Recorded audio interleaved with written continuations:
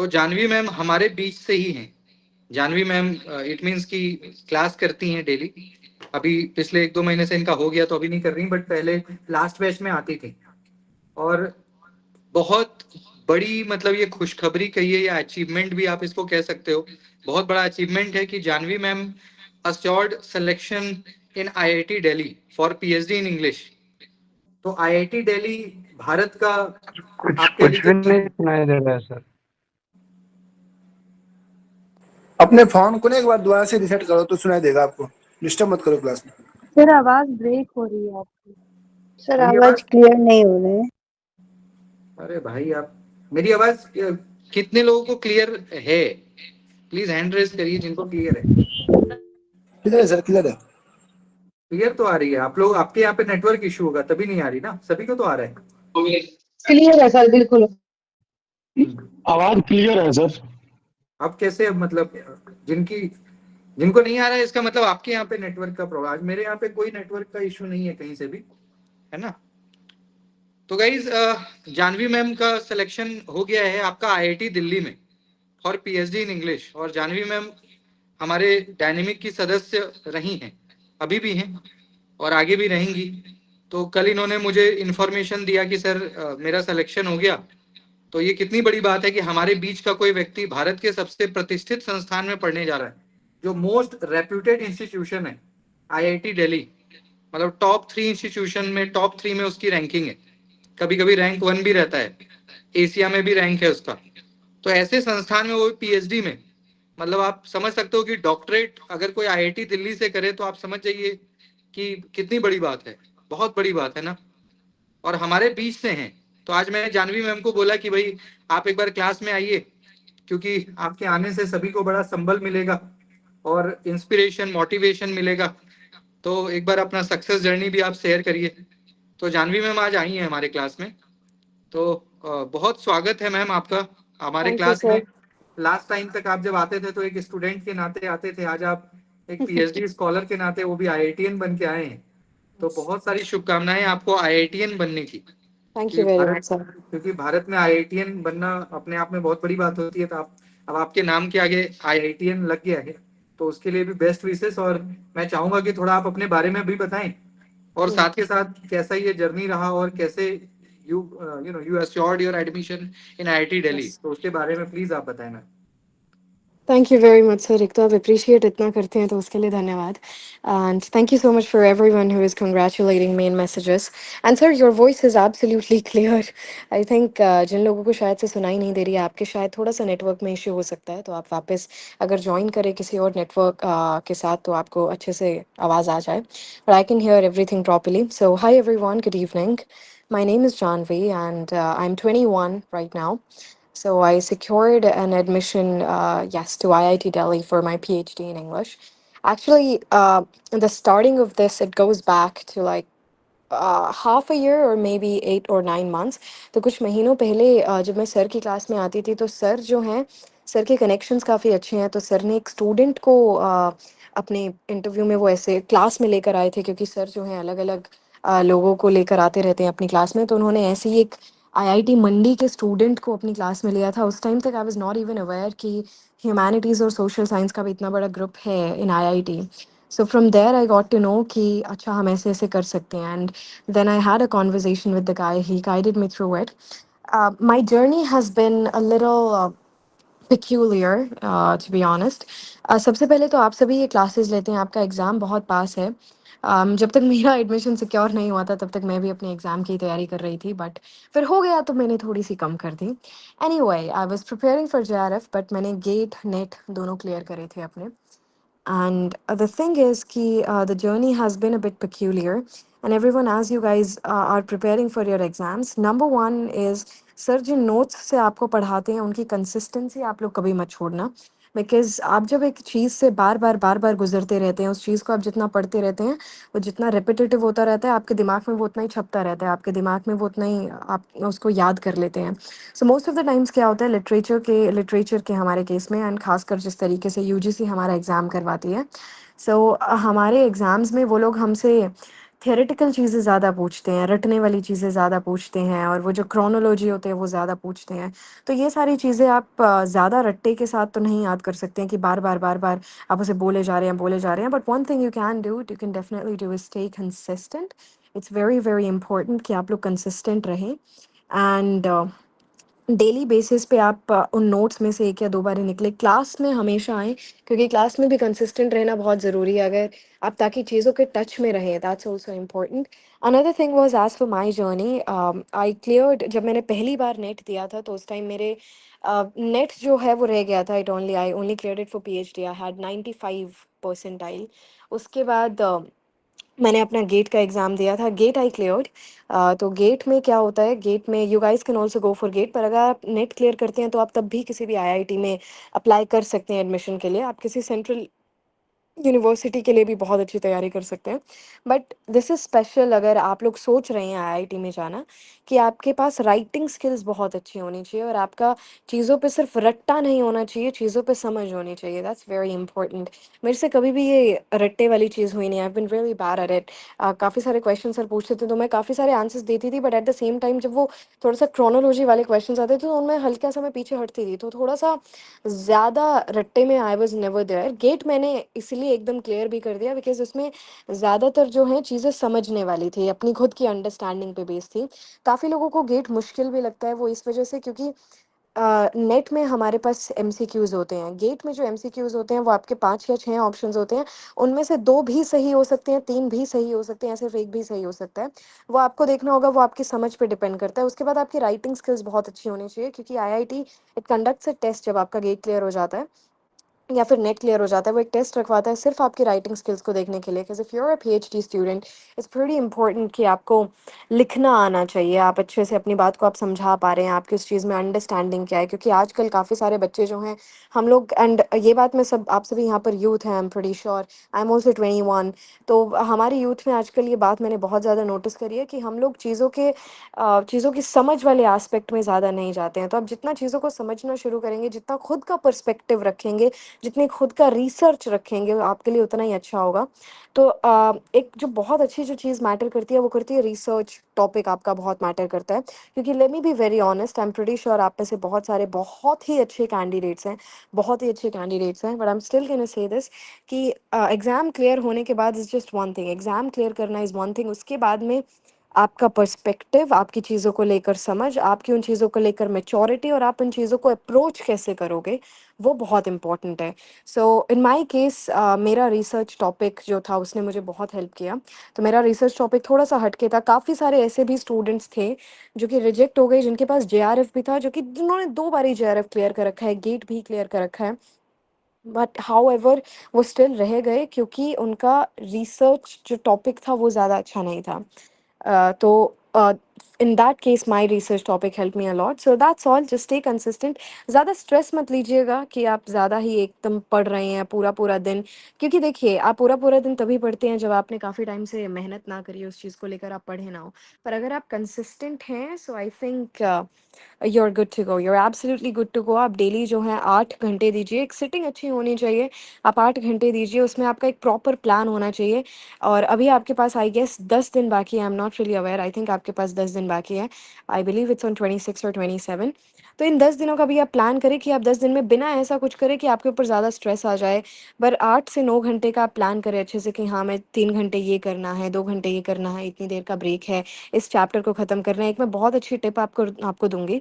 मैं और मेरे फादर इसे बड़ा करते थे, हम लोग हमेशा बचपन से इसी चीज़ को करते आए हैं। सो हम लोग एक चार्ट बना लेते थे, उस चार्ट पे हम सारे अपने चैप्टर्स लिख लेते थे हर एक सब्जेक्ट के, और जैसे ही एक चैप्टर पूरा हो जाता था हम उस पे टिक कर देते थे। तो हम हर एक चीज़ को डेडलाइन देते थे कि ये चैप्टर डिफ़िकल्ट है या ईज़ी है मेरे लिए, तो उसके हिसाब से हम खुद को डेडलाइन देते थे। तो आप सेम चीज़ अभी भी कर सकते हैं, इवन दो आप बिल्कुल बिगिनिंग से तो नहीं शुरू कर सकते, but at whatever level you are at, तो आप I think with these classes and at the same time with your consistency और एक वेरी वेरी नाइस प्लान, एक बहुत ही अच्छे प्लान के साथ आप अच्छा स्कोर कर सकते हैं। So I really wish you guys all the best and thank you so much sir again. तो Janvi thank you ma'am, Janvi thank हाँ, किन्हीं का कोई क्वेश्चन है तो please you may ask question. Janvi ma'am is here. So if anybody want to ask any question regarding PhD admission or JRF और NET, so feel free to ask. किन्हीं को भी कुछ पूछना हो तो पूछ सकते हैं।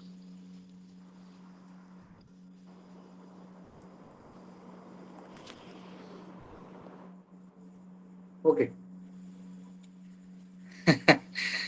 चलिए मैं मैं यहाँ पर एक बात कहना चाहूंगी, अगर आप लोगों के पास क्वेश्चंस नहीं है, आप क्यूरियस नहीं है, तो उस चीज़ में मतलब मुझे हमेशा से ये चीज़ सिखाई गई है, मेरे फादर ने, मेरे टीचर ने, मेरी मदर ने, कि आपको क्यूरियस होना बहुत ज़रूरी होता है। जब तक आप क्यूरियस हैं तब तक आप सीख रहे हैं। इट्स ऑल राइट, काफ़ी बार हम पहले चीज़ों को ग्रास्प करने की कोशिश करते हैं, but if you guys really have any questions then yes you are free to go ahead, please do ask. Neha Neha पूछना Actually, I चाह रही है wanted to कुछ, ask. क्योंकि नेहा का भी प्रपोजल बनना है। जी यस प्लीज पूछें। I think Ma'am, actually, I wanted to ask questions regarding ki if a person clears his NET or JRF, how likely he is to get into some of the prestigious institutions like IITs or some JNU or DU. What's that procedure and how at the end students accomplish at that institutes? Uh, See, I'm sorry. What is your name? Shivam, right? Yeah. Hi, Shivam. Good evening. Shivam, you see, it's really great if you clear your net and your JRF, and obviously it's gonna be amazing. But at the same time, you're asking me the chances. See, in central universities, when we talk about DU, JNU, University of Hyderabad, or something like that, or not IFLU. I'm not gonna say IFLU for that. But in these universities, they do pick up students who have cleared their JRF, and I think that's pretty good. So you have really great chances in central universities once you clear JRF. As for IITs, they have a bit of a different procedure. It's fine if you have NET. It's absolutely fine. They don't care if you have JRF or anything. But your research topic, yeah, that should be it. I mean, your research topic should be really special. So that's important. As for central universities, वहाँ पर भी आपके research topic होना बहुत ज़्यादा important है. It's definitely important. I've been in touch with another professor of JNU, extremely senior professor of JNU. So he guided me on this. He said, see, if you clear your JRF, obviously you're going to get an edge if you're in central universities, be it DU, JNU, or any universities like that. However, your research topic should still be great for your supervisor. तो हाँ, central universities के लिए it's good, but as for IITs, आपका research topic ज़्यादा matter करता है.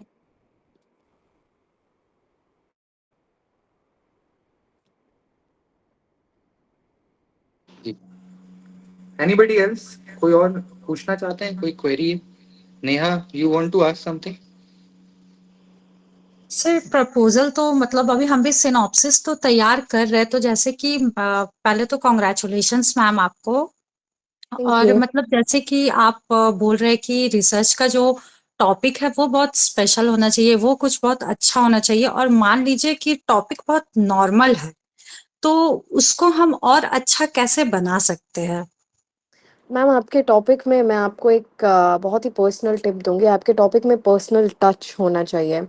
And जब इंसानों को पर्सनल टच दिखता है, क्योंकि जो इंसान जहाँ से पर्सनल टच अपना लेकर आता है, ऐसे काफ़ी सारे लोग हैं। मैंने काफ़ी अच्छे अच्छे टॉपिक्स भी देखे हैं। तो मैंने जब भी अभी आपको बताया कि मैं एक JNU के सीनियर प्रोफेसर के साथ टच में हूँ, तो मैंने उनसे पहले जो मैंने अपना रिसर्च टॉपिक लिया था, that was a little bit different, काफ़ी डिफरेंट था। That was the interplay of realism and idealism. तो फिर ये मैंने लिया था, बट वो बोले कि in American and British. he said, no, don't go for it. I mean, it's pretty common nowadays. तो अगर आपको अपना सिंपल टॉपिक ही स्पेशल बनाना है, तो उसमें अपना पर्सनल टच ऐड करें और ये दिखाओ कि आप उसमें नया क्या लेकर आ सकते हो। आप उसमें what special can you bring to the table. I mean, actual में ऐसा है क्या? क्योंकि काफ़ी सारे ऐसे टॉपिक्स होते हैं, जैसे कि अभी ट्रांसजेंडर वाला टॉपिक है, बहुत ही ज़्यादा चल रहा है, क्वेयर थियरी वाला बड़ा ज़्यादा चल रहा है। तो बच्चों को लगता है कि हाँ, अभी वो ऐसा है कि ज़्यादा अंडर एक्सप्लोर्ड है, बट वो अब जितना एक्सप्लोरेशन में जा रहा है, तो वो उतना ही कॉमन भी होता जा रहा है। तो उसमें आपको देखना पड़ेगा what new you are bringing to the table. तो कुछ ऐसा हट के होना चाहिए कि हाँ, मेरे पास नया ये है। तो उसके लिए आपका लिटरेरी रिव्यू जो होता है वो बहुत इंपॉर्टेंट है। आपको पूरा लिटरेरी रिव्यू पूरे वर्ल्ड का देखना पड़ेगा, उसके ऊपर आप रिसर्च पेपर पढ़े। मैंने कम से कम 70-80 रिसर्च पेपर्स पढ़े थे इसके लिए।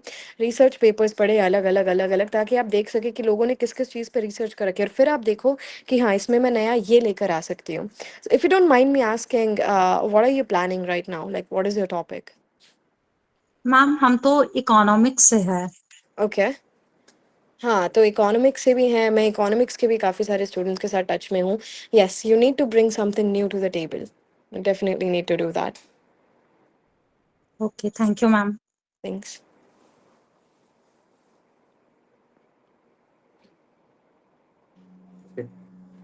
मुझे लगता है कि काफी कुछ जानवी मैम ने शेयर किया है और बहुत बड़ी बात है ये हम सभी के लिए कि मैम का सिलेक्शन आईआईटी दिल्ली में हुआ है, जो कि one of the prestigious institution है, not only India but of Asia as well. तो बहुत सारी शुभकामनाएं मैम हम सभी की तरफ से, और आप मतलब थैंक यू कनेक्ट सर। रहिए। जो ओनली कनेक्ट वो कोट है एम फॉस्टर का, तो please be connected with us, ताकि आपका जो आपका मैक्सिमम जो यूटिलाइजेशन है वो हम लोग कर सके और थैंक आप यू। नॉलेज अपने एक्सपीरियंस को शेयर करते रहें। और अभी क्योंकि 29th को हमारा एग्जाम ओवर हो रहा है यूजीसी नेट यस। का, तो उसके बाद मैं महा रिसर्च कॉन्फ्रेंस का महा रिसर्च मेला काइंड ऑफ, अभी मैंने टाइटल सोचा नहीं बट ऐसा मैं करवा रहा हूँ जिसमें रिसर्च प्रपोजल और रिसर्च टॉपिक रिसर्च बेस्ड मतलब 3 और 4 डेज का वो होगा सेशन। यस। तो क्योंकि अभी आपका एक बार एडमिशन हो जाएगा तो आप बहुत बिजी हो जाएंगे, क्योंकि आईआईटी में टाइम कम मिलता है ना। कई सारे मेरे यस। कुलीग कर रहे हैं तो उनके पास टाइम की बड़ी कमी होती है। या। तो ऐसे में मैं एक बार एक तो आपको उसके लिए इनवाइट करूंगा कि एक दिन आपका सेशन रहे और आप रिसर्च की बात, क्योंकि आज तो आप आए हो बड़े शॉर्ट नोटिस पे, बट यस। 29 के बाद अभी हम 4 डेज का करेंगे, तो एक दिन आपका उसमें रहे, मैं ऐसा चाहता हूँ कि पूरा बिल्कुल। एक, हाँ एक दिन उसके लिए अभी से मैं आपको इनवाइट कर रहा हूँ। और थैंक यू। हाँ, और दूसरी चीज ये है कि अगर आप परमिशन देंगे तो मैं चाहूंगा कि इंग्लिश और हिंदी न्यूज़पेपर में मैं आपका एक मतलब एक आर्टिकल आपके लिए मैं पब्लिश कराऊं, अगर आप परमिशन देंगे तो उसके लिए हम बात करें, है सर ना। हम इसके लिए बात कर सकते हैं। इसके लिए शायद आप थोड़ा सा जानते रहिए, मुझे हल्का सा अपनी टीम वगैरह से इसके लिए थोड़ा सा पूछना पड़ता है, बट हम डेफिनेटली बात कर सकते हैं। ऑब्वियसली यू माय टीचर, तो आप मेरे पास एक व्हाट्सएप मैसेज ड्रॉप कर दीजिएगा and I will revert there. Okay okay sir. Yes. तो thank you so much sir. All the best everyone. Wish you guys a good night. बहुत bye. बहुत सारी शुभकामनाएं। Have a good day. तो guys ये हमारे साथ जानवी मैम थी, हमारे क्लास में जुड़ी हुई है, मतलब पेपर 1 पेपर 2 के लिए, और सिलेक्शन हुआ है तो मुझे लगा कि इनको बुलाया जाए प्लेटफॉर्म पे। अब गाइज हम लोग अपने क्लास को स्टार्ट करते हैं। आज हमें कई सारी चीज़ों को डिस्कस करना है। पहले गाइज हम लोग कुछ क्वेश्चंस डिस्कस कर लेते हैं, है ना। कुछ क्वेश्चंस हम लोग डिस्कस कर लेते हैं, जैसा कि हर दिन हम लोग करते हैं। उसके बाद कुछ टॉपिक्स भी हमें आज कवर करने हैं। मैं आपके साथ स्क्रीन शेयर कर रहा हूं। यहाँ पे आप देख सकते हो गाइज, आपके स्क्रीन पे कई सारे क्वेश्चंस आपको नजर आएंगे, तो एक एक करके हम लोग डिस्कस करते हैं, ठीक है। यहाँ पे स्टेटमेंट है गाइज, 2 स्टेटमेंट है। पहला स्टेटमेंट है कि in waste water treatment systems most of the large floating material are removed in the screen chamber. I think ये क्वेश्चन हमने कल किया था डिस्कस, 2 तो हमने किया था, यहाँ से करना है हमें। ये वाला क्वेश्चन है गाइज असर्शन रीजन, ठीक है। यहाँ पे जो असर्शन है वो है the classroom communication is a transactional process. जो हमारा क्लासरूम कम्युनिकेशन जैसे अभी हमारा चल रहा है, ये क्या है, क्लासरूम कम्युनिकेशन है। तो क्या क्लासरूम कम्युनिकेशन एक ट्रांजेक्शनल प्रोसेस है? ट्रांजेक्शनल का मतलब क्या है गाइस, कि जैसे अभी क्लास चल रहा है, तो क्लास में क्या है गाइस कि मैं भी आपको कुछ दे रहा हूँ। क्या दे रहा हूँ? इन्फॉर्मेशन, नॉलेज, कंटेंट, क्वालिटी, और आपसे भी मुझे रिस्पॉन्स मिल रहा है, फीडबैक मिल रहा है, रिएक्शन मिल रहा है। तो क्लासरूम क्या है guys? Give and take. Give and take means what? Knowledge, experience, information, है ना। और रीजन कह रहा है कि quality of questions asked determine the quality of learning, यानी स्टूडेंट जिस लेवल का क्वेश्चन पूछेगा ना, उसी से ये पता लग जाता है कि भाई किस तरह की लर्निंग हुई है। अगर स्टूडेंट बहुत कॉम्प्लेक्स क्वेश्चन रेज कर रहा है, इसका मतलब है कि उसका कंसेप्ट बिल्कुल क्लियर है, उसके आइडिया बिल्कुल क्लियर हो चुके हैं। तो क्या ऐसा है कि क्वालिटी ऑफ क्वेश्चन से पता लग जाता है कि भाई किस तरह की लर्निंग हुई है क्लास में? विच वन इज करेक्ट?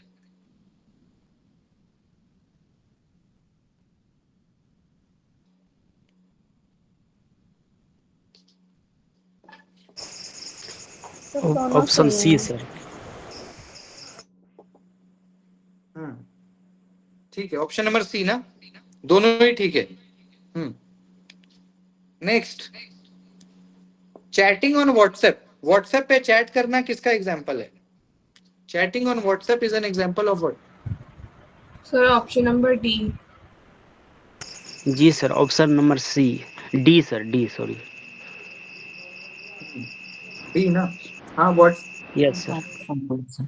क्योंकि व्हाट्सएप पे चैट तो मतलब इंस्टेंटेनियस होता है और रियल टाइम में होता है। मतलब रियल टाइम होता है, इट मीन्स कि बातें होती है, आंसर्स आते हैं, बातें तो मतलब रियल टाइम है।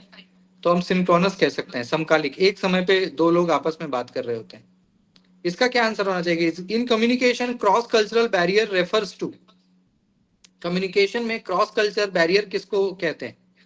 क्रॉस कल्चरल बैरियर में पढ़ा भी रहा था आपको लास्ट क्लास में ही, जो हमारे कम्युनिकेशन के बैरियर्स है ना, तो उसमें क्रॉस कल्चरल बैरियर से क्या मतलब है? Sir, option number B is correct, sir. Precipitations of people, लोगों के अवरोध। संप्रेषण में पार सांस्कृतिक अवरोध किससे संबंधित हैं? क्रॉस कल्चरल का मतलब क्या होता है? मल्टी कल्चरल, यानी more than one culture. More than one culture, जहाँ पे आपस में दो से ज्यादा कल्चर मिक्सअप कर रहे हैं, तो डेट इज क्रॉस कल्चर। तो ऐसे में गाइस इसका बैरियर आपसे पूछ रहा है कि इन चार में से कौन सा बैरियर है। तो पहला है जनरल ह्यूमन वैल्यूज, यानी समान मानवीय मूल्य। दूसरा है परसेप्शन ऑफ पीपल। तीसरा है फिजिकल एंटिटीज या सिंसियरिटी ऑफ स्पीकर। तो विच वन इज करेक्ट? कौन सा सही होना चाहिए बताइए? Sir, option number B. Sir B. Hmm,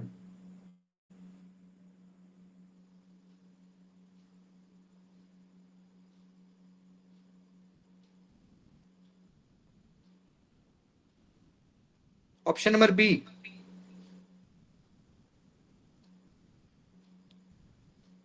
perception of people. जी सर। ठीक है, करेक्ट, करेक्ट, ठीक है। यानी परसेप्शन ऑफ पीपल, ऑब्वियस ही बात है गाइस, लोगों की सोच, यानी लोगों का जो बोध है, लोगों की जो अंडरस्टैंडिंग है, जो हमारा परसेप्शन है ना, वो एक बैरियर का काम करता है। अगर मान लीजिए कि आपने किसी के बारे में पहले से एक स्टीरियोटिपिकल माइंडसेट बना रखा है ना, तो ऐसे में वो एक बैरियर हो जाएगा। अगर आपने पहले से बिठा रखा है कि भाई किसी पर्टिकुलर कल्चर के लोग अच्छे नहीं होते, तो ऐसे में आप उनसे अपना रिलेशनशिप स्टैब्लिश नहीं कर पाएंगे। तो ऐसे में ये क्रॉस कल्चरल बैरियर का मतलब है ना, परसेप्शन ऑफ पीपल। ठीक है, इसका आंसर बताइए गाइस। ये तो हमारा हट गया है सिलेबस से। The communication between two or more persons who are subordinate working under the same person is an example of। दो या दो से अधिक व्यक्तियों के बीच संचार जो एक ही व्यक्ति के अधीन कार्य कर रहे हो, किसका उदाहरण है? दो या दो से ज्यादा लोग, जैसे अभी हम लोग दो या दो से ज्यादा लोग बात कर रहे हैं ना, और who are subordinates working under the same person, यानी इट मीन्स कि एक हायरार्की की बात हो रही है यहाँ पे, जो एक ही व्यक्ति के अधीन कार्य कर रहा है। मतलब एक बॉस है और उसके नीचे कई सारे लोग हैं, दो तीन लोग हैं, तो ऐसे में उसको कौन सा कम्युनिकेशन कहेंगे? Sir lateral communication। Option number C sir, lateral communication। Lateral? जी सर। लेटरल कम्युनिकेशन क्या होता है? What do you mean by lateral? Option D sir. Lateral का मतलब होता है, वो तो क्रॉस वाइज हो गया ना, समान स्तर का संचार। यानी लेटरल का मतलब है कि जहाँ पे सभी एक लेवल के हैं, सेम हायरार्की है। पैरेलल हो गया ना सर, लेटरल का अपवर्ड हो मतलब। गया, अपवर्ड हाँ? कम्युनिकेशन। हाँ, बी। क्योंकि जो डायगोनल का तो मतलब हो गया कि कोई भी किसी से बात कर सकता है, ऊपर का नीचे से, नीचे का ऊपर, कहीं मतलब anybody can talk to anyone, anybody can communicate to anyone. तो वो डायगोनल है। आपस में ऊपर का अधिकारी नीचे वाले से, नीचे का ऊपर वाले से, साथ वाले से, किसी से भी कैसा भी संचार स्थापित कर पा रहा है, तो that is diagonal communication. Downward का मतलब हो गया गाइस कि नीचे का स्तर, यानी कि कोई ऊपर का बंदा नीचे तक अपने मैसेज को पहुंचा रहा है, कोई ऊपर का अधिकारी है, ऊपर के ऑफिशियल हैं जो नीचे तक अपने इंफॉर्मेशन को पहुंचा रहे हैं, तो डेट इज डाउनवर्ड। और अपवर्ड इसका जस्ट उल्टा हो गया, जब कोई नीचे नीचे का अधिकारी, यानी कि जो छोटे पोस्ट पे बैठा व्यक्ति है, जो छोटे पोस्ट पे बैठा है, वो किसी ऊपर के ऑफिशियल्स तक अपना मैसेज पहुंचा रहा है, तो उसको हम क्या बोलेंगे? अपवर्ड, ऊपर की ओर संचार। और लेटरल तो हो गया सेम, है ना। जैसे मान लीजिए कि यहाँ पे सभी लोग पीएचडी स्कॉलर हैं, तो सभी लोगों का लेवल क्या हो गया? सेम, तो दैट इज लेटरल कम्युनिकेशन। तो बताइए क्या होना चाहिए इसका आंसर, क्योंकि यहाँ पे क्या बोल रहा है कि कम्युनिकेशन बिटवीन टू और more person who are subordinates working under the same person. अच्छा ठीक है, लेटरल ही होगा ना, क्योंकि ये तो सेम बोल रहा है कि दो व्यक्ति है, दोनों एक ही के अंडर काम कर रहा है, लेकिन दोनों का लेवल तो सेम है ना, तो लेटरल ही होगा। क्योंकि यहाँ पे क्या बोल रहा है कि दो या दो से अधिक व्यक्तियों के बीच संचार जो एक ही व्यक्ति के अधीन है, एक व्यक्ति के अधीन है मतलब बॉस एक है, यानी क्योंकि एक ही कंपनी में काम कर रहे हो आप, you are working in the same company, तो ऐसे में बॉस तो आपका एक ही है, लेकिन जो नीचे का दो चार व्यक्ति है वो तो सेम हायरार्की पे है ना, सेम लेवल पे है, तो ऐसे में लेटरल ही होगा इसका आंसर। क्योंकि जो बातचीत है वो दो या दो से ज्यादा लोगों के बीच में हो रही है, और सभी लोग क्या है, एक ही कंपनी में काम कर रहे हैं, इसलिए कह रहा है who are subordinate working under the same person, यानी आपका मालिक, आपका जो बॉस है वो एक ही है, एक बॉस माने एक ही कंपनी के अंदर सब लोग काम कर रहे हैं, तो लेटरल। इसका आंसर बताइएगा। इस characteristics of good measurement are, अच्छे मापन की विशेषता क्या है? Sir option number A B and C only. अच्छे मापन की विशेषता क्या है? अच्छा मेजरमेंट क्या होगा? रिलायबिलिटी, एक्यूरेसी, ऑब्जेक्टिविटी, वैलिडिटी, प्रैक्टिकेबिलिटी, क्या होना चाहिए answer? Reliability, accuracy, objectivity sir, option number ए। यानी कि आपका जो कंटेंट है वो रिलायबल हो, यानी विश्वास करने योग्य हो, विश्वसनीयता, एक्यूरेट हो, ऑब्जेक्टिविटी का मतलब है कि वो बायस ना हो, ठीक है, बाकी वैलिडिटी भी होना चाहिए, प्रैक्टिकेबिलिटी, वैसे तो सारे ही ठीक लग रहे हैं, हाँ लेकिन सर सारे ही लग रहे हैं। लेकिन मोस्ट अप्रोप्रिएट की तरफ अगर हम जाएं, मोस्ट अप्रोप्रिएट तो क्या होना चाहिए बताइए, which one is correct? C, A, D, D होना चाहिए sir. Sir A B C होना चाहिए sir, option number A. Reliable तो देखो होना चाहिए, ए तो खैर होगा ही होगा, रिलायबल भी होना चाहिए, ऑब्जेक्टिव, और सर एक्यूरेसी भी होनी चाहिए सटीकता। तो ए, सी और डी हो सकता है वैसे। A option correct sir, A B and C sir.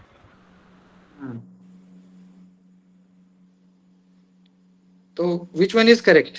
मैं देखता हूँ एनटीए ने इसको क्या दिया है आंसर। सर वैधता तो होनी चाहिए। Yes A D.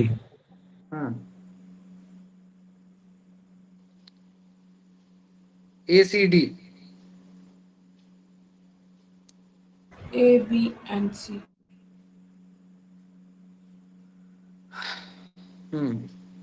Just wait, तो इसका जो करेक्ट आंसर है वो आपका जो एनटीए के अकॉर्डिंग है वो आप बताता हूँ, एक सेकेंड।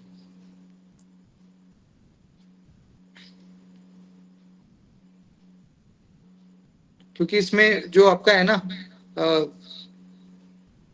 रिलायबिलिटी है, ऑब्जेक्टिविटी, तो इसका आंसर बी बी होना चाहिए वैसे, क्योंकि वैलिडिटी भी मायने रखता है, तो रिलायबिलिटी, एक्यूरेसी और रिलायबिलिटी हो गया, ऑब्जेक्टिविटी और वैलिडिटी, ये तीन चीज मतलब ज्यादा इंपॉर्टेंट है अच्छे मेजरमेंट हो के लिए, कि आपका जो कंटेंट है वो रिसर्च है वो विश्वसनीय हो, ऑब्जेक्टिव हो, मतलब किसी भी प्रकार का बायसनेस से फ्री हो, किसी प्रकार का पक्षपात ना हो, और वैध हो, जो आपका डेटा है वो वैध होना भी बड़ा जरूरी है। उसके बाद आपका एक्यूरेट और प्रैक्टिकेबिलिटी उसके बाद आता है, तो इसका आंसर बी होना चाहिए, ठीक है, बी। इसका एक आंसर बताइएगा। इस फिशिंग क्या है? आजकल बहुत हो रहा है ना, फिशिंग के केसेस बड़े आ रहे हैं आजकल, तो बता सकते हो कि फिशिंग क्या है? फिशिंग के केस आजकल बहुत आ रहे हैं ना, जो पैसा वगैरह लूट ले रहा है, ऑनलाइन फ्रॉड कर रहा है ना, that is phishing. Option number C sir. जी ऑप्शन सी सर। कल मुझे भी एक आया था। कल क्या हुआ कि टेलीग्राम पे मुझे एक मैसेज आया, और मैसेज भी किसी ऐसे व्यक्ति के नाम से है जो बड़े रिलायबल पर्सन है, मतलब मेरे फोन में जितना कांटेक्ट है उनमें से जो टॉप 10 रिलायबल पर्सन है। रिलायबल का मतलब है कि ऐसे पर्सन जिनका फोन या मैसेज मैं नहीं डाल सकता, ऐसे मजबूत कोई व्यक्ति, मान लीजिए जैसे मान लीजिए कि आपके फोन को, आपके कांटेक्ट में किसी बहुत बड़े प्रोफेसर का नंबर है या किसी बहुत बड़े पॉलिटिशियन का नंबर है, जिनका फोन आप नहीं, जिनका मैसेज आप इग्नोर नहीं कर सकते चाह के भी, क्योंकि है ना, किसी ऐसे व्यक्ति के नाम से मुझे टेलीग्राम पे कल मैसेज आया, पहले आया हेलो, और हेलो के बाद एक लिंक आया, और नाम किसी ऐसे व्यक्ति का था जिनका फोन या मैसेज मैं चाह के भी नहीं डाल सकता। तो ऑब्वियस सी बात है कि उस नाम से प्रॉपर लिखा हुआ है, उस वो नाम था, और उसके नाम से मैसेज आया हेलो, उसके नीचे एक लिंक था।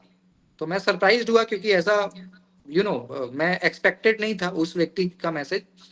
तो मैंने उस पर क्लिक किया, जैसे ही क्लिक किया तो मुझे तुरंत मेल पे नोटिफिकेशन आया कि किसी ने आपका पर्टिकुलर प्लेस से सैमसंग गैलेक्सी फोन और उसका पूरा कि सैमसंग गैलेक्सी फोन से किसी ने आपके फोन को हैक करने की कोशिश की है 3:08 पे। अगर ये आप नहीं हो तो प्लीज आप इस लिंक को, क्योंकि वो नोटिफाई करता है ना, आपका फोन आपको बता देता है कि आपका फोन कोई और खोलने की कोशिश कर रहा है।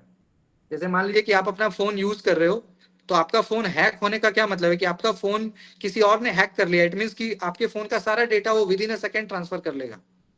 तो कल किसी ने मेरे फोन हैक करने की कोशिश की, टेलीग्राम पे मुझे आया, तो मैंने भी क्लिक कर दिया। पहले तो मैंने क्लिक कर दिया क्योंकि मैंने बोला ना, इसका मतलब आप ये सोचिए जो फिशिंग करने वाले लोग होते हैं वो कितने माइंडेड होते हैं, उनका कितना रिसर्च होता है कि अब उसने भी किसी ऐसे व्यक्ति के नाम से मैसेज भेजा प्रॉपर बना के कि मैं उसको मतलब इग्नोर ना कर पाऊं। होता है ना, कई बार बहुत लोगों का मैसेज आया, टेलीग्राम में ज्यादा यूज भी नहीं करता, मैं ज्यादा यूज भी नहीं करता हूँ टेलीग्राम, लेकिन कल मैंने देखा तो तुरंत मेरे पे, हालांकि by the grace of God तुरंत मेरे पे आ गया कि कोई ओटीपी आप शेयर ना करें, क्योंकि आपके फोन को कोई और जो है ओपन करना चाह रहा है इंडिया के फलाने जगह से 3:08 पे। नाम भी दे दिया, सैमसंग गैलेक्सी फोन है और ऐसे ऐसे करना चाह रहा है ना। If you are not there please do not share OTP with anyone. तब जाके मैं मतलब अलर्ट मोड में आया, और मैंने फिर उसको जल्दी जल्दी कैंसिल करना स्टार्ट किया। एक आध बार तो मैंने मतलब क्लिक कर भी दिया था लिंक वगैरह को। तो आजकल ये मामले बहुत हो रहे हैं ना, फिशिंग के बहुत केसेस हैं जहाँ पे आपको फेक वेबसाइट बना के और आपको कोई लिंक शेयर करके आप जैसे ही उस पर क्लिक करोगे तुरंत आपको ओटीपी आएगा, और आपको समझ भी नहीं आएगा, आप उस ओटीपी को जैसे डालोगे आपका बैंक अकाउंट जीरो हो जाएगा, आपके सारे जितने फोटोज हैं वो शेयर हो जाएंगे, मतलब व्हाट्सएप वगैरह पे जो भी चैट है वो सब एवरीथिंग। तो फिशिंग फिशिंग केस ना, तो इसका ऑप्शन सी करेक्ट है, redirect the user to a fake website. ठीक है, आजकल देखते हो ना, अब हम लोग तो चलो अवेयर हो गए, पढ़े लिखे लोग हैं, समझते हैं, लेकिन अभी भी मेरे पास कई सारा केस आता है। 2-4 दिन पहले भी एक फोन आया था, करीब 25 लाख रुपया लूट लिया, 25 लाख रुपीज।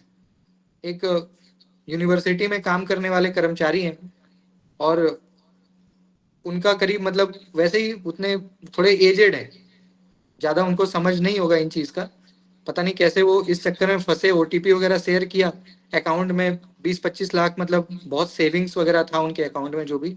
तो इतना पैसा जो उन्होंने मुझे बताया, हो सकता है कम ज्यादा हो, लेकिन इतना पैसा उनका मतलब गायब हो गया आज से 3 दिन पहले। तो फिशिंग का मामला काफी मतलब होता है ना। अब गाइस हम लोग अपने टॉपिक पे आते हैं। आज हमारा जो टॉपिक है, पहले हम लोग थोड़ा कम्युनिकेशन में जो कुछ 2-3 बातें रह गई है उसको हम लोग एक बार खत्म करते हैं। तो गाइज हम लोग कम्युनिकेशन पढ़ रहे हैं। कम्युनिकेशन का मतलब क्या होता है? संचार। और मैंने गाइज इसमें आपको डेफिनेशन बता दिया कि भाई कम्युनिकेशन क्या होता है, उसके टाइप्स भी मैंने आपको बताए थे। अगर आपको ध्यान होगा कि लास्ट क्लास जब हम कर रहे थे ट्यूसडे को, तो ट्यूसडे को गाइज मैंने आपको बहुत सारी बातें मतलब बताई थी। आज मैं आपको मास कम्युनिकेशन भी पढ़ाऊंगा, आज मैं आपको बैरियर्स टू इफेक्टिव कम्युनिकेशन भी पढ़ाऊंगा। गाइज इफेक्टिव कम्युनिकेशन का मतलब क्या होता है? प्रभावी संचार। जैसे अभी मैं आपको क्लास करा रहा हूं, तो ये ऐसा कम्युनिकेशन हो रहा है जिसमें आप मेरी हर एक बातों को समझ रहे हो। अगर आप अपने स्पीकर की सारी बातों को समझ रहे हो ना, तो दैट इज इफेक्टिव कम्युनिकेशन, कि एक ऐसा संचार हो रहा है स्पीकर और लिसनर के बीच जो कि काफी इफेक्टिव है, प्रोडक्टिव है ना, रिजल्ट ओरिएंटेड है, इफेक्टिव है, मतलब एफिशिएंट है। तो वो तभी होगा गाइस जब आपका लिसनर एक एक बात को समझेगा, आपके फीलिंग्स को समझेगा, आपके वर्ड्स को समझेगा, आपके एक्सप्लेनेशन को समझेगा, आपके मोटिव, आपके इंटेंशन को समझेगा। और अगर नहीं समझ रहा है तो क्या है? इनइफेक्टिव है, आपका क्लास क्या है? इनइफेक्टिव है। लेकिन गाइस कुछ ऐसी चीजें हैं ना जो हमारे क्लास के संचार को बड़ा बाधित करती है, कमजोर कर देती, विकृत कर देती है, डिफॉर्मिटी। तो ऐसी कौन सी चीजें हैं जो गाइस लिसनर को चीजों को समझने से माने रोकती हैं? तो बाधाएं कई तरह की हो सकती हैं, कुछ तो फिजिकल भी होती हैं, मतलब भौतिक बाधा, कुछ साइकोलॉजिकल बाधा होती है, कुछ एक्सप्लेनेटरी, ये तीनों बाधा है, एक एक करके हम डिफाइन करते हैं आपको। जैसे अगर हम फिजिकल बैरियर की बात करें गाइस, तो फिजिकल बैरियर का मतलब क्या होता है? जैसे मान लीजिए कि अभी हमारा क्लास चल रहा है और क्लास चलते चलते मान लीजिए कि सुमित्रा मैम ने बाय मिस्टेक अपना माइक अनम्यूट कर दिया, वो भूल गई, या किसी ने, आप में से किसी ने भी अपना माइक मान लो अनम्यूट कर दिया, तो क्या होगा? आपके घर की आवाज आएगी और मेरी और आपकी आवाज क्या होगी? कोलाइड करेगी, जिस वजह से क्लास में अच्छे से वॉइस सब तक नहीं पहुंच पाएगी। या मान लीजिए नेटवर्क का इशू, अभी क्लास के स्टार्टिंग में आप बता रहे थे, तो नेटवर्क का इशू, तो ऐसे में गाइस कुछ चीजें ऐसी होती है ना जो फिजिकल, या मान लीजिए गाइस कि आप, जैसे अभी मैं क्लास कर रहा हूँ, अब बार बार कोई रूम में आ रहा है जा रहा है, कभी बिजली आ रही है कभी बिजली चली जा रही है, ठीक है ना, कोई अभी मान लो आपने फोकस किया है, अचानक से किसी ने पिज्जा लाके रख दिया, मोमोज रख दिया, समोसा, चाय, कुछ भी जो आपका फेवरेट है, तो हमारा दिमाग क्या होता है गाइस? डाइवर्ट हो जाता है। तो ये एक बैरियर है ना, जो जो आपके फोकस को डिवाइड कर रहा है, जो आपके अटेंशन को डिवाइड कर रहा है। अभी मान लीजिए अचानक से इतनी गर्मी है, अचानक से बिजली चली जाए फॉर नेक्स्ट 15 मिनट्स, अभी आप बैठे ही थे बिल्कुल, है ना, पैर हाथ अच्छे से धोकर फ्रेश होकर के भैया कि आज पढ़ेंगे, और जैसे ही पढ़ने बैठे 5 मिनट बाद बिजली चली गई, पंखा एसी जो चला रहे हो बंद हो गया, तो क्या होता है गाइस? हमारा फोकस डिवाइड हो जाता है, आपका मन थोड़ा सा मतलब कि कम लगने लग जाता है। तो ये फिजिकल बैरियर है जो कम्युनिकेशन में एक बैरियर का काम हमारा करती है, ठीक है। एक समय भी है, मैंने कहा था ना कि संचार में गाइस समय का बड़ा महत्व है। सही समय पे, मान लीजिए कि अभी कुछ दिन पहले भारत के परिवहन मंत्री हैं नितिन गडकरी, तो नितिन गडकरी एक सभा में गए थे, मतलब जनता को संबोधित, पब्लिक को एड्रेस कर रहे थे, खुश थे, है ना। तो उसी समय पब्लिक को एड्रेस करते हुए एक पब्लिक अचानक से पीछे से आवाज दे करके बोला कि सर मैं कुछ कहना चाहता हूँ। मूड अच्छा था उनका, उन्होंने भी कह दिया हाँ भाई कहिए, बोलिए। उन्होंने कहा कि सर हमारे गांव की सड़क है, 50 साल से नहीं बना है, मैं चाहता हूं कि आप आए हैं तो आपके माध्यम से ये अनाउंस हो जाए कि वो सड़क हमारा बन जाए तो हमारा कल्याण हो जाएगा। तो वहां पे स्टेज से ही जो हमारा ट्रांसपोर्ट मिनिस्टर है इंडिया के नितिन गडकरी, उन्होंने वहीं से खुश थे, है ना। तो उन्होंने मतलब मौका पे चौका लगा दिया, उन्होंने भी कह दिया ठीक है भाई मैं इसको ग्रांट करता हूँ, इसमें जो भी खर्च है ना, उसको मैं मतलब ग्रांट करता हूँ, उतना पैसा मैं देता हूँ इसके लिए। तो वो बना। व्हाट आई मीन टू से गाइस कि सही समय पे सही बात कहने का बड़ा मतलब उसका मीनिंग निकल जाता है। अगर मान लीजिए किसी का मूड खराब है, किसी का मूड अच्छा नहीं है, वहां पे आप कुछ बोलेंगे तो आप जो बोल रहे हैं ना उसका नेगेटिव सेंस बन जाएगा। तो कम्युनिकेशन में गाइस टाइमिंग का बड़ा महत्व है कि किस समय पे क्या बोलना है। अगर सही समय पे सही चीज बोलना आ गया ना, तो आप गाइस बहुत चीज आप अपने पक्ष में कर ले जाते हो, है ना, बहुत चीज आप अपने पक्ष में कर लेते हो। जबकि अगर समय सही नहीं है और उस समय कोई चीज आप जाकर के बोलिएगा, तो अगर आपके पक्ष की भी बात होगी, आपके इंटरेस्ट की भी बात होगी, फिर भी पता लगेगा आपके विपक्ष में चला जाएगा मामला, आपके अगेंस्ट में, यानी आपकी हानि होगी वहां पे, फायदा होने के बजाय। ऐसे ही गाइस लिंग्विस्टिक बैरियर भी एक होता है, भाषाई बाधा।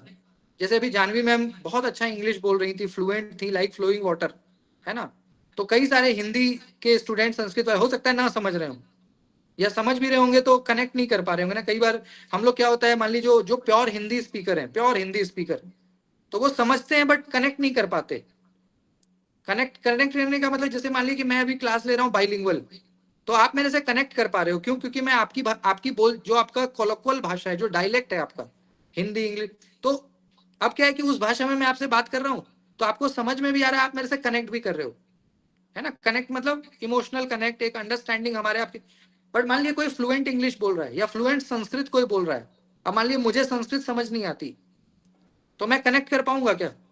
कोई बहुत अच्छा, मान लीजिए जयकृष्ण जी हैं संस्कृत के, ये अभी संस्कृत में मेरे से बात करें तो मैं कनेक्ट नहीं कर पाऊंगा उस तरह से, क्योंकि हो सकता है मुझे बहुत सारी बातें समझ में ही नहीं आए कि ये बोल क्या रहे हैं, है ना। तो गाइस लिंग्विस्टिक बैरियर भी कई बार होता है, ठीक है। इसके अलावा गाइस एक आता है हमारा कल्चरल बैरियर, जो हमारे क्लास को प्रभावित करता है। कल्चरल बैरियर मतलब हमारा खान पान, हमारी परंपरा, है ना, ये सारी चीजें। मैंने कई बार आपको बोला गाइस कि हम लोग एक ऐसे देश में रहते हैं जहाँ पे यूनिटी इन डाइवर्सिटी है ना। हम काफी डाइवर्स हैं। कहीं पे मान लिए कि लोग कुछ पहनते हैं, कहीं कुछ खाते हैं, कहीं पे जो त्योहार है वो अलग अलग तरह का है। तो अलग अलग तरह से हमारे यहाँ पे, ऐसे में गाइस फिर भी हम सब लोग आपस में यूनाइटेड हैं। ये बहुत बड़ी बात है ना कि हम लोग इतने सारे कल्चर है लेकिन सभी को एक्सेप्ट करते हैं, किसी को भी हम रिजेक्ट नहीं करते। या हम किसी को इंफीरियरिटी नहीं शो कराते कि भाई आपका कल्चर जो है ना वो इंफीरियर है और हमारा कल्चर सुपीरियर है, ऐसा हम नहीं करते। सभी के कल्चर में हम हंसते गाते हैं, है ना, खुश होते हैं, विश करते हैं ना, तो कल्चरल बैरियर है। और अगर आप ऐसा नहीं करेंगे तो आप कनेक्ट ही नहीं हो पाओगे।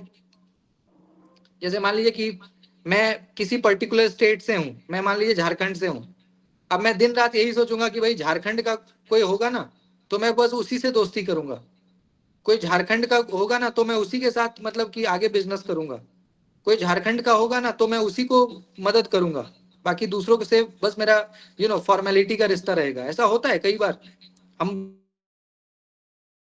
जिसको आप क्षेत्रवाद कहते हो ना, एथनोसेंट्रिसिज्म, कि हम अपने बस क्षेत्र तक सीमित रहना चाहते हैं, हम ज्यादा बाहर के लोगों से संपर्क रखना पसंद नहीं करते या उतना घुलना मिलना नहीं चाहते, नहीं मिल पाते हैं ना, तो ये एक बैरियर है। क्योंकि आज का समय तो गाइस क्या है ना, पूरा विश्व एक बाजार है, पूरे भारत में हम आपस में पूरे विश्व के साथ भी इवन अब हम कनेक्ट कर रहे हैं, तो ऐसे में आपको कल्चरल बैरियर को मतलब कि क्रॉस चेक करना पड़ेगा। ऐसे ही गाइस और भी कई तरह के बैरियर्स हैं, जैसे एक होता है परसेप्चुअल कांस्टेंट यानी अवधारणात्मक बाधा। अवधारणात्मक का क्या मतलब है गाइस कि जैसे कुछ चीजें होती है ना जो पहले से, जिसको आप प्रेजुडिस कह लो या प्री कॉन्सीव्ड आइडिया कह लो, पहले से कुछ परसेप्शन आपने बिठा रखा है किसी के लिए। जैसे मान लीजिए कि कोई बंगाल से है, अब आजकल बंगाल में बहुत हिंसा हो रहा है, बंगाल में बहुत हिंसा हो रहा है आजकल पिछले 5-10 वर्षों से। अब आपने बिठा लिया कि भाई बंगाल के जो लोग हैं ना ठीक नहीं होते, बहुत हिंसा करते हैं, बहुत वायलेंट होते हैं, खून खराबा बहुत करते हैं, तो जी हमें दूर रहना है ना। होता है कई बार ना, अभी बांग्लादेश में बहुत हुआ, अभी रविन्द्रनाथ टैगोर का घर को जाके जला दिया। रविन्द्रनाथ टैगोर जो नोबेल अवार्डी हैं, उनके घर को अभी कुछ हफ्ते पहले बांग्लादेश में जला दिया जा करके, तोड़ ताड़ के बराबर कर दिया, मतलब सारा घर ही खत्म कर दिया उनका। काफी क्षति पहुंची, भारत में बहुत विरोध हो रहा है उसका, क्योंकि नोबेल अवार्डी हैं और बहुत बड़े एसेट हैं, इंटेलेक्चुअल एसेट हैं वो, और पूरे एशिया के सबसे पहले नोबेल अवार्डी, मतलब एशिया में भारत की पहचान उनसे ही हुई थी कि जब नोबेल उनको मिला तो बड़े लोग सरप्राइज हो गए थे यूरोप में कि कोई इंडियन, कोई ब्लैक वॉन नोबेल अवार्ड। तो ऐसे किसी व्यक्ति, ये तो एक एसेट है ना बांग्लादेश में, क्योंकि वो बंगाल से थे, कोलकाता तो बांग्लादेश में उनका घर, उसको अभी कुछ दिन पहले तोड़ दिया, जला दिया पूरा। तो कहने का मतलब मान लिया अब आपने इन चीजों को देखा सुना, कुछ दिन पहले इस्कॉन वगैरह को भी काफी, अब आपके मन में ये आ गया, एक परसेप्शन आपने डेवलप कर लिया, तो आगे चल के क्या होगा गाइस कि कभी आपको मौका मिलेगा ऐसे लोगों के साथ काम करने का या ऐसे किसी वहां के लोगों के साथ बिजनेस करने का या हेल्प करने का, शायद आप करने से बचोगे, आपको लगेगा नहीं भाई मुझे नहीं करना। तो परसेप्चुअल, कई बार परसेप्शन हमारा डेवलप हो जाता है।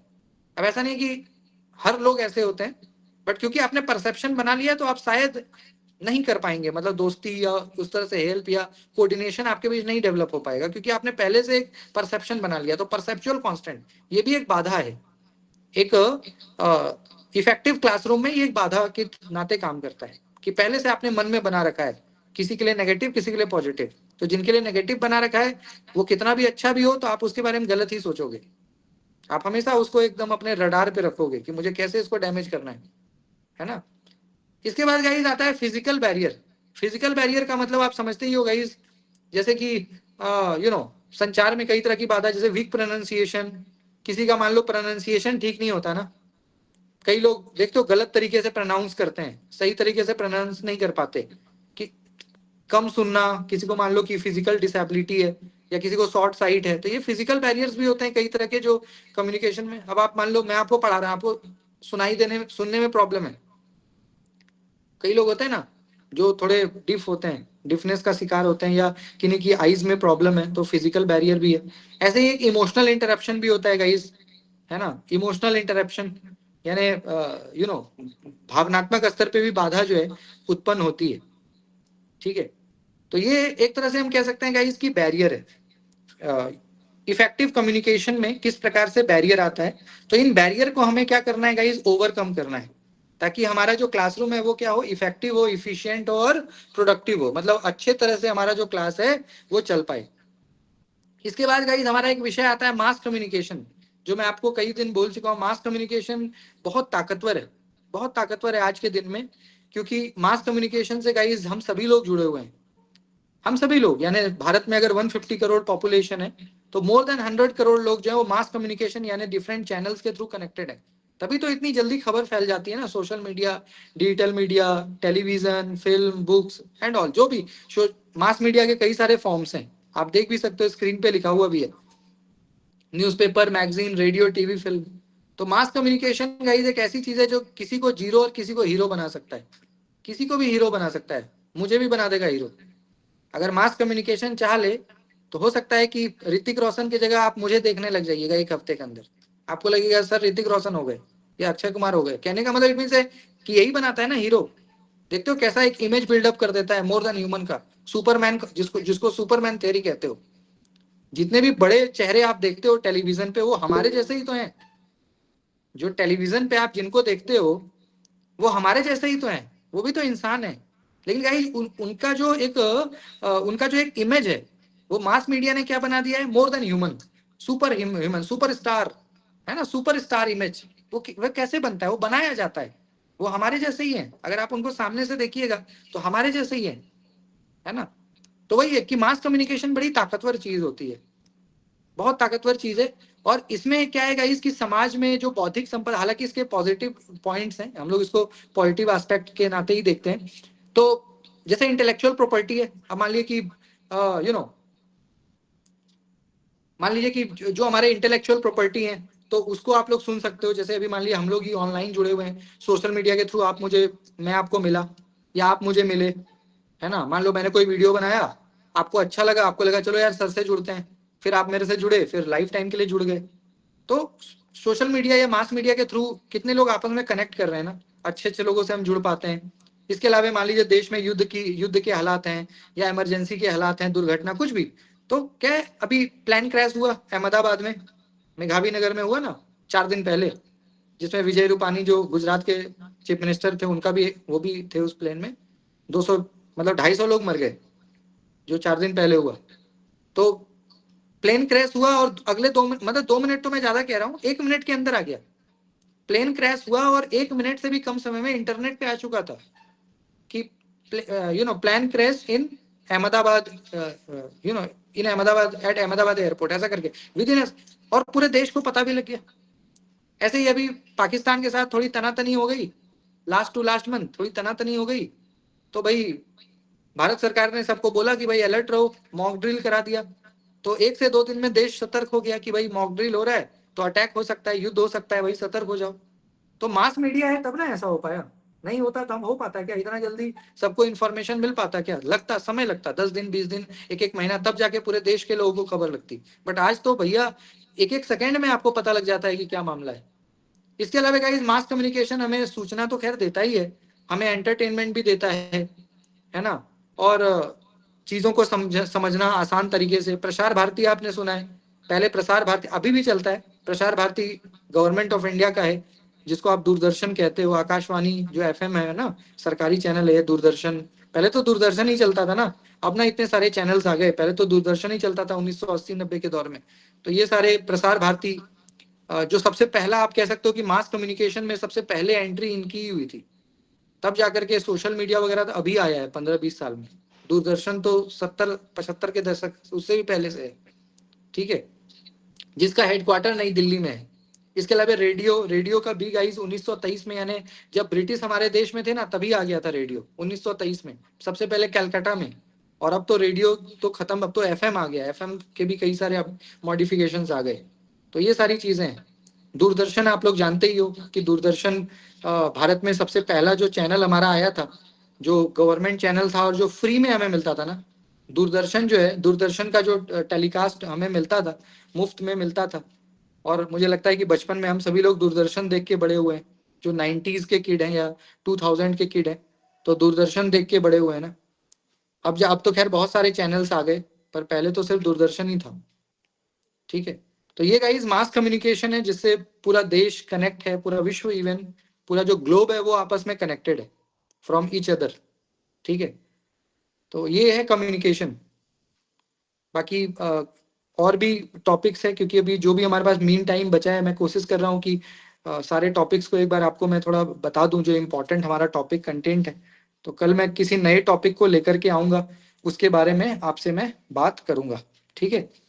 और मॉक सेशन के लिए भी गाइस ग्रुप मैंने बना दिया है, आप में से कई लोग उसमें जुड़ गए, जो नहीं जुड़े हैं वो जुड़ जाइएगा, लिंक मैंने 2-3 बार ग्रुप पे डाला, शेयर किया, उस पे जुड़ जाइएगा और उसका लिंक भी शेयर कर दीजिएगा और लोगों के साथ ग्रुप में, ताकि और भी लोग जो जुड़ना चाहते हैं नेट के लिए तो वो आए, है ना। बाकी किन्हीं को कोई डाउट है तो आप बता सकते हो, मेरी तरफ से इतना ही।